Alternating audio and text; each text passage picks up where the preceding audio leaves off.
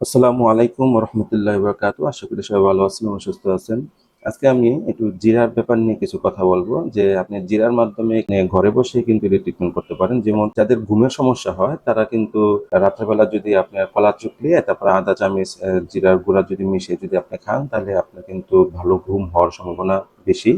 এমনকি যাদের আপনার জিরা কিন্তু আপনার বদহজমের জন্য খুব ভালো কাজ করে। তারপরে আপনার যাদের কোষ্ঠকাঠিন্য থাকবে তারা যদি সকালবেলা খালি পেটে ১ গ্লাস পানির মধ্যে যদি ভাজা জিরা যদি ১ চামচ খান, তাহলে কিন্তু আপনার এরকম করে কয়েকদিন খেলে দেখবেন আপনার যে কোষ্ঠকাঠিন্য কিন্তু দূর হয়ে যায়। তো যাদের খুব জ্বরের খুব প্রকোপ হয় তারা কিন্তু ১ গ্লাস পানির মধ্যে আপনার ১ চামচ জিরা এবং কি কিছু পরিমাণে আদা মিশিয়ে যদি খান, তাহলে কিন্তু জ্বরের কিন্তু খুব ভালো কাজ করে। কিন্তু জিরা নানান ধরনের অবশ্যই উপকার আছে, কিন্তু আমরা এটা আবার বেশিও খাওয়া যাবে না। যেমন বড় মানুষরা দিনে আপনার ১ থেকে ২ চামচ যে আপনার জিরার পরিমাণ খেতে পারবে। বাচ্চারা কিন্তু ০.৫ চামচ থেকে ১ চামচ পরিমাণ জিরা খেতে পারবে।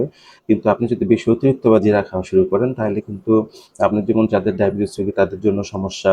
এবার অতিরিক্ত যারা জিরা খায় তাদের কিন্তু রক্তল করে ফেলে। এবার যাদের মানে প্রেশার কম থাকে তারা কিন্তু অতিরিক্ত জিরা খেলে কিন্তু আবার প্রেশার কমে যায়। আপনি যাই খাবার খান না কেন, আপনি পরিমাণ মতন খেতে হবে। আপনারা সবাই সুস্থ থাকবেন, ভালো থাকবেন এই আশায়। আল্লাহ হাফেজ।